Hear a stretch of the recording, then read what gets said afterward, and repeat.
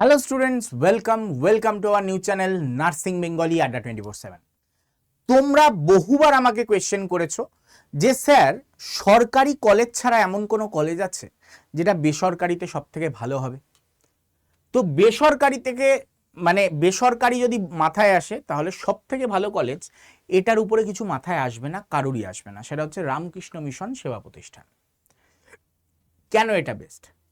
সবার প্রথম পয়েন্ট যেটা আমার আসবে বা সারা ভারতে যে কোনো ব্যক্তির আসবে, সেটা হচ্ছে এখানকার ডিসিপ্লিন।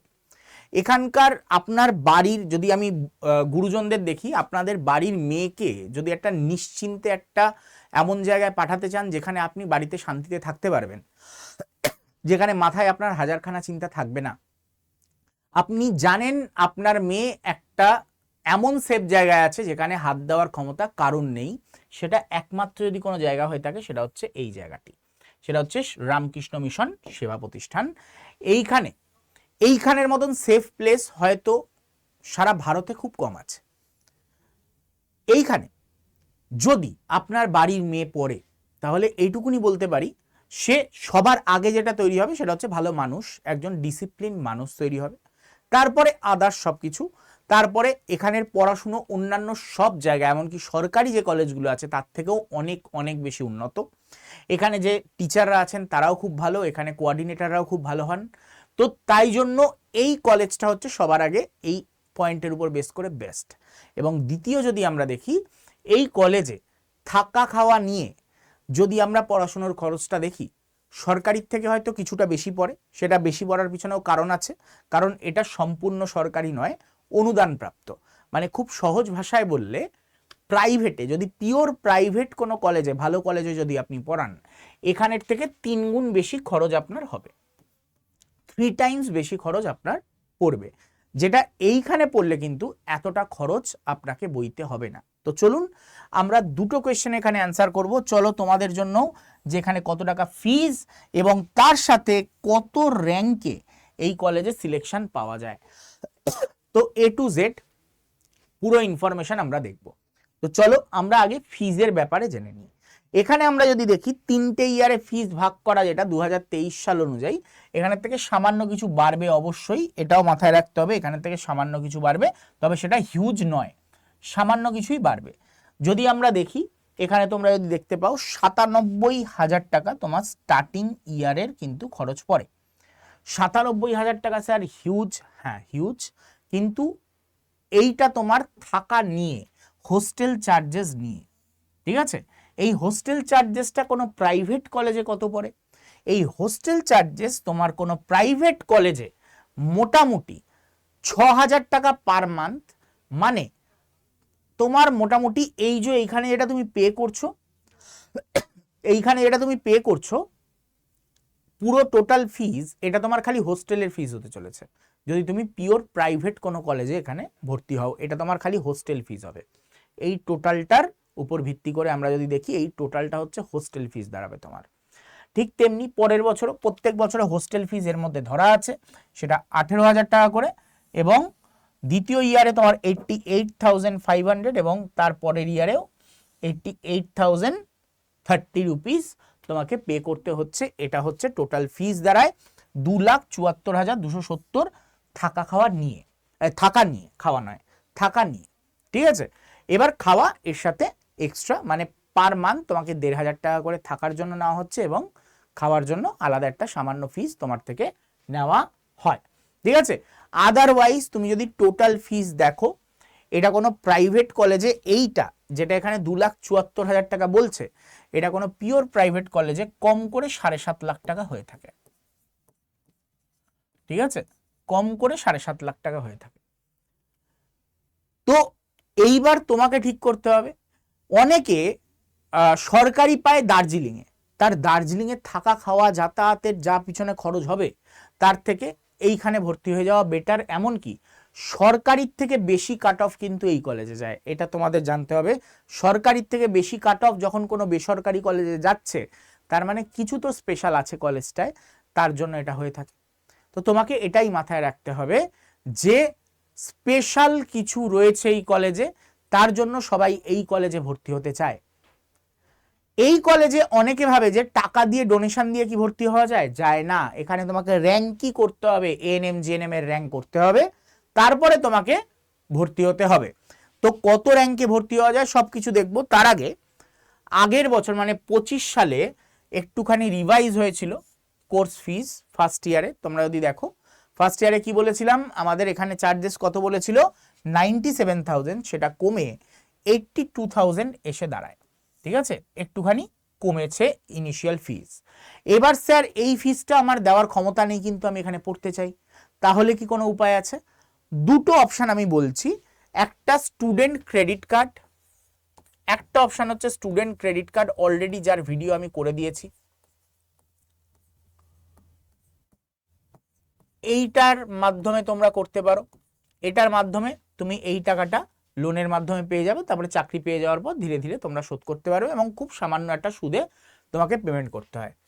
আরেকটা হচ্ছে বিদ্যালক্ষ্মী স্কিম, এইটারও আমি কিন্তু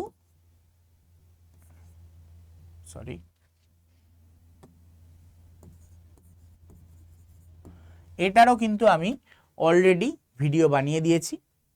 তো এই দুটোর ব্যাপারেই তোমরা কিন্তু দেখে নিতে পারো। ঠিক আছে, এই দুটোর মাধ্যমে তুমি কিন্তু এই টাকাটা ইজিলি ব্যাংকের কাছ থেকে পেয়ে যাবে এবং তারপরে ধীরে ধীরে তোমার চাকরি পাওয়া যাওয়ার পর তুমি ধীরে ধীরে শোধ করতে পারো।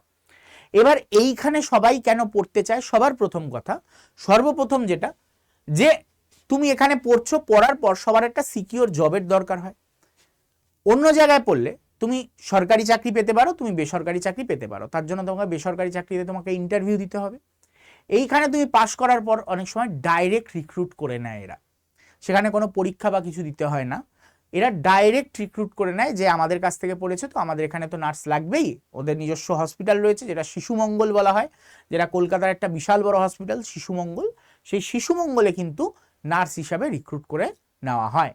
তো আমরা দেখে নিই একবার তোমরা কোনখানে ফোন করে জানতে পারো যে এখানে ভর্তির ব্যাপারে প্রসেসটা কি বা কিছু তোমার যদি জানার হয়, তোমরা এইখানে যে নাম্বার দেওয়া আছে 913324753636 এই নাম্বারটায় কল করতে পারো, বা এই 3636 এর জায়গায় 3639 দিয়েও তোমরা কল করতে পারো।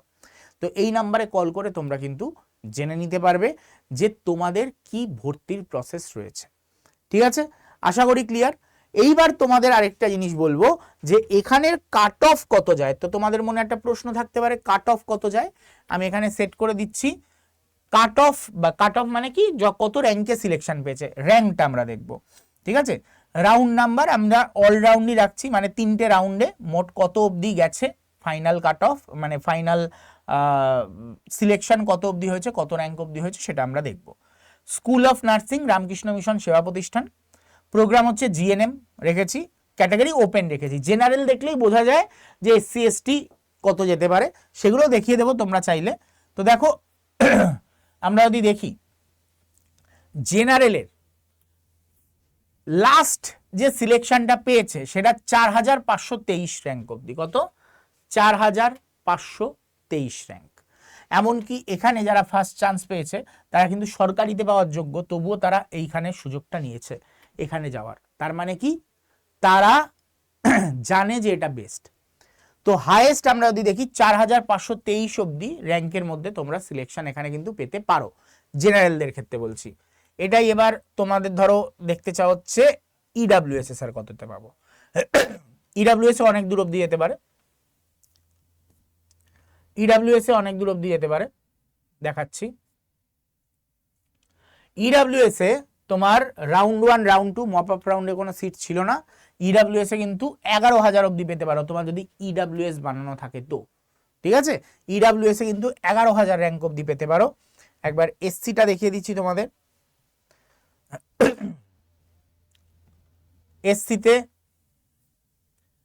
এসসিতে কিন্তু ইডাব্লিউএস এর থেকে কম সুযোগ। ঠিক আছে, এসসিতে কিন্তু হাইয়েস্ট পেয়েছে 6,645 অবধি, 6,645 হাইয়েস্ট পেয়েছে। ওকে, আর এসটিদের ক্ষেত্রে যদি আমরা দেখি, এসটিদের ক্ষেত্রে মোটামুটি 18,950 অবধি হাইয়েস্ট পেয়েছে এসটিদের ক্ষেত্রে। ওবিসি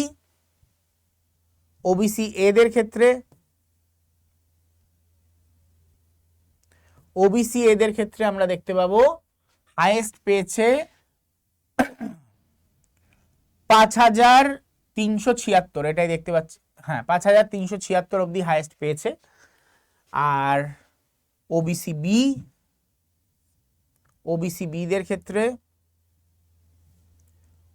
বিদের ক্ষেত্রে হাইয়েস্ট পেয়েছে 5846 অব্দি। ওকে, তো এই হচ্ছে এখানে পাওয়ার সুযোগ। তো তোমরাও কিন্তু এই সুযোগটা কাজে লাগাতে পারো। আরো যদি ডিটেলস তোমাকে এর ব্যাপারে জানতে হয়, খুব সিম্পল উপায়, আমাদের হোয়াটসঅ্যাপ গ্রুপে জয়েন করে যাও।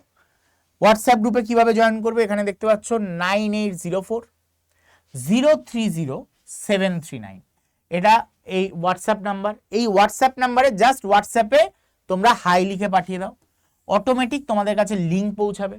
সেই লিঙ্কে এএনএম জিএনএম এর যে গ্রুপের লিঙ্কটা থাকবে সেখানে জয়েন হয়ে যাবে। সেখানে A to Z সব রকম লিঙ্ক, সব রকম ডিটেলস তোমরা কিন্তু পেতে থাকবে, যে কিভাবে ভর্তি হতে হবে, কিভাবে তোমরা হেল্প পাবে, বা অন্য আরো কলেজের ব্যাপারে তোমরা জানতে চাও কিনা সেগুলো তোমরা এখানে বলতে পারো। আর তোমাদের একটাই কথা বলছি, তোমরা অবশ্যই এই ভিডিওটাকে লাইক করে দাও, তোমাদের বন্ধু বান্ধবদের মধ্যে শেয়ার করে দাও যারা যারা ভর্তি হতে চাইছে, বা তোমাদের আত্মীয় স্বজনের মধ্যে শেয়ার করে দাও যারা এই কলেজের খোঁজ করছিলে। পুরো ডিটেলস দিয়ে দিলাম। এইরকম আরেকটা কলেজ রয়েছে যেটা একটা মিশনারি কলেজ, ভারত সেবাশ্রম। সেই ব্যাপারে, ওখানে ভর্তির ব্যাপারে জানতে যদি চাও তাহলে অবশ্যই কমেন্ট বক্সে ভারত সেবাশ্রম বলে লিখতে পারো, আমি সেটা নিয়ে তাহলে তোমাদের জন্য ভিডিও বানিয়ে দেব। দেখা হচ্ছে তোমাদের সাথে পরের নেক্সট ভিডিওতে, যেখানে আমি ভারত সেবাশ্রমের ব্যাপারে তোমাদের গাইড করতে পারি সেই অনুযায়ী। তাই জন্য বলছি যে তোমরা কমেন্ট করে জানাও যে তোমরা ভারত সেবাশ্রমের ব্যাপারে জানতে চাও কিনা, তো সেটারও ভিডিও আমি বানিয়ে দেব। তো বেশ দুটো কলেজ যদি বলা হয় বেসরকারির দিক থেকে, তাহলে কিন্তু এই দুটো কলেজই থাকবে। তো তাই জন্য বেশি দেরি না করে তাড়াতাড়ি কমেন্ট করে দাও, ভিডিওটাকে লাইক করে দাও এবং শেয়ার করতে ভুলো না। দেখা হচ্ছে তোমাদের সাথে নেক্সট ভিডিওতে, ততক্ষণের জন্য টাটা, গুড বাই, বিদায়।